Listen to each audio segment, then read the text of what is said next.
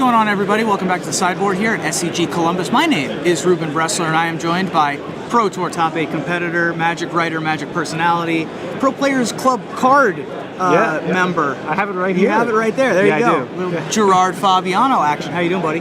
Pretty good. Pretty good. Good to see you. You look really nice with your suit and everything. I try. I didn't recognize you. I was like, who's that good-looking guy? Right. Because previously I was not nearly as well coiffed as this. Yeah, but sure. This is a little bit of a change that we're doing this year. I like it. A little bit of dressing up for you folks at home for the show. Yeah. And you're a feature of the show as well, having just been on the camera at the Jace table. Yeah, exactly. And you were playing Esper Good Cards. Yep. Which you've been calling Esper Devotion. It's actually more like Esper Good Cards, but we can call it whatever. Yeah. It's basically a greatest hits of Standard. Sure. It has Blood Baron of Viscopa. It has Jace, Architect of Thought, Detention Sphere, and Nightveil Spectre fighting alongside each other. But those cards you'd expect to see in an Esper control deck. Yeah. What you don't see is Master of Waves. What you don't see is Ashiok. So tell me a little bit about why you're deciding to play an Esper deck with Master of Waves in it. Okay, so basically, I forgot which Japanese player made the deck, but they did very well. I believe they came second place in a Japanese Grand Prix with the Esper Human deck, so I was really intrigued by it. I actually went to a IQ and I came second place with that deck. And, you know, I was pretty happy. I was driving home and I was thinking, you know, why am I playing Imposing Sovereign? Why am I playing Daring Skyjack? Why am I not playing just like Pack Rat and more powerful cards? Why am I playing the 3/1 Sky Knight, Leah Sky Knight, I believe it's called, rather than Nightveil Spectre, which is so much more powerful. Nightveil Spectre gives you so much card advantage. You know, so I went home, I was doing some streaming. I streamed with Fish of the Week. That's my stream. Absolutely. Shout out to all my viewers there. Twitch.tv/Fish of the Week. Yeah, exactly. Got a lot of great guests on there, like Reduke is a regular guest. Yeah, MJ came on the stream, believe it or not. Yeah. So, and basically, I was playing it, and I was like, yeah, I want more powerful cards. And I was like, well, I just want to throw in Master Waves. I want Nightveil Spectre. I want Pack Rat. And then somebody actually said that Dave McDarby, Star City employee, actually played an Esper Devotion deck a few weeks back. Right. I took a look at his list. It looked pretty interesting. And then I kind of worked from there, and just from what I had originally, and I came up with an Ashiok, Master Waves, Elspeth, Blood Baron, Detention Sphere, Jace, Nightveil Spectre, and Pack Rat. Pack Rat, just all in the same deck together. Yeah. It's all the cards from those colors, all the cards that you want if you're not playing red-green monsters, basically. Yeah, exactly. Yeah. Except for one. There's one notable card missing from your deck that gains X life and draws X cards. Oh, yeah. Sphinx's Revelation. Yep. And especially because you're Gerard Fabiano, I would expect you to be playing Sphinx's Revelation. The Sphinx is definitely a powerful card. Why did you decide that this was not the deck for Sphinx? All right, so last week I actually went to a Super IQ. Seriously, these IQs and Super IQs, they're great ways to earn points. And I did very well with the Esper Devotion deck, and I had one copy of Dimir Charm.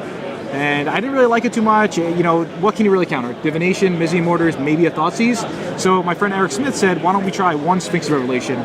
So I tried it for the PTQ the next day, and the problem was Pack Rat, you want to kind of hold your lands, right? Because if you draw Pack Rat late in the game, discard, make more rats. And Sphinx's Revelation, you want to play out your lands. So it's kind of a double-edged sword, sort of Nambo. Fighting against each other. Yeah, exactly. And all your threats are sorcery speed anyway, so I guess if you're keeping up all that mana, your opponents know kind of what's up. Yeah, exactly. You're not really running counter spells, except for after sideboard occasionally. You'll be bringing a couple of game saves, But you're really playing at sorcery speed a lot of the time anyway. So, and each card is so high impact. Oh yeah, it really. I mean, I mulliganed to 5. I think it was round 2 or round 3, and it was just like a Nightveil Spectre, and all of a sudden, my mulligan to 5 no longer existed. Right. Yeah, absolutely. Especially, I mean, everybody knows that the combination of Nightveil Spectre plus Pack Rat means that you can discard your own card, and you're still drawing a card, a card advantage unit per turn. Yeah, definitely. Sometimes you can't, play whatever you get with the Nightveil, but you certainly still have options with all your Planeswalkers and all that kind of good stuff. Exactly. So, going forward with this deck, we've got a couple more weeks left in this standard format. We do. Baltimore next week. Absolutely, which you'll be at. Yeah, I'm going to go, yeah. But looking at Born of the Gods, have you seen anything from Born of the Gods that intrigues you for this deck? I actually saw that they were coming out with the new gods, the blue-white god. I actually didn't look too much into it. I know they reprinted Infest with Scry, and they also have the new Echoing Decay. Yep.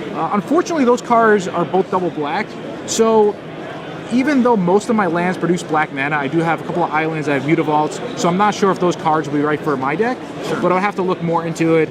And I think Standard is definitely going to be shaken up a lot, and I definitely look forward to the new set coming out. Is there anything in the new set not for this deck that you're super excited for? Not for this deck? Not for this deck. You could play like Xenagos. Just pretty much any cards. Just any card. What's your favorite card that's been spoiled thus far? Probably the blue-white God, just because it seems pretty cool, and I honestly didn't look too much into. Sure. Yeah, I kind of go into waves where I'm like, all I'm going to do is go research all the new cards, sure. and then so much like I see you as the kind of player that whereas Sam Black looks at a spoiler and says this says sacrifice a creature on it, I haven't read the rest of the card, but I know that that's something that it does. Sure. You look at a card and it says draw a card on it. Yeah, anything card advantage is. Yeah, I mean I haven't read the rest of the card, but if it draws a card every turn, I'm in. Yeah, I mean Magic's changed. Since my first Pro Tour I think was 2001. Sure. So Magic's changed in 13 years, but card advantage is still card advantage. Absolutely. So I do feel bad I'm not playing Sphinx of Revelation in an Esper deck.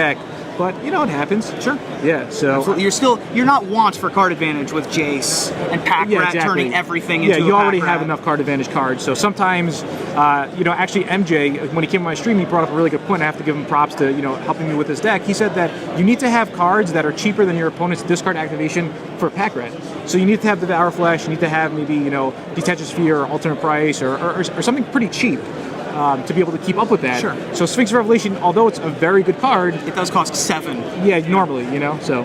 Absolutely.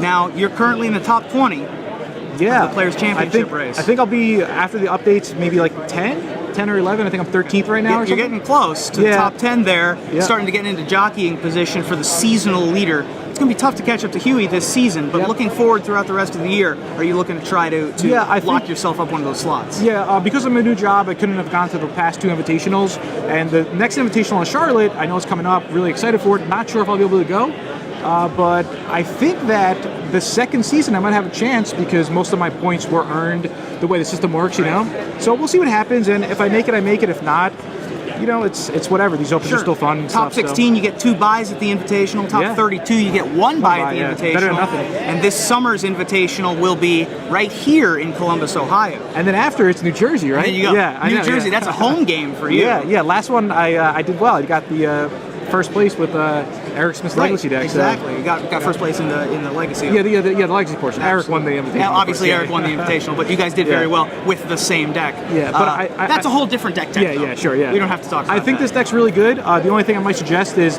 Lifebane Zombies. I have 2 in the sideboard. They're actually not that great right now, the way the format is, just because against the green and white decks, they're really fast. Where sure, it could trade with a Boon Satyr, but it doesn't really trade too well with a Voice or like a Soldier.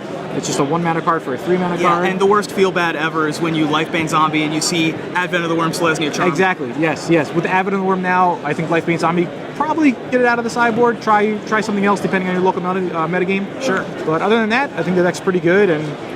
That's it. It's fun. Absolutely. Well, we'll be looking forward. We just had you on camera as we're filming this last round. We may have you on camera again, depending on how you're doing. Yeah, I'm going to have to do well to do that. You got to keep winning, man. Yeah, that's all tough. you got to do. Yeah, Magic's tough now. This card says you're a professional Magic the Gathering player. Yeah, it does. Yeah, I actually brought a Reed Duke one and a Gabriel Nassif one for good luck. So. Oh, there you go. Yeah. You got to have the power behind you. Yeah, so we'll shout out to a couple of his friends there. Gerard, Fabiano, thank you for joining me. No problem. Thank you, Ruben. Yeah, and thanks for the deck and no problem. Everything. If you want to play all of the best cards in Standard, all shoved together in a deck box, Esper Good Stuff might be for you. I'm Ruben Bressel here at Star City Games Columbus. We'll be back all day with more coverage from Cedric Phillips and Patrick Sullivan on SCG Live.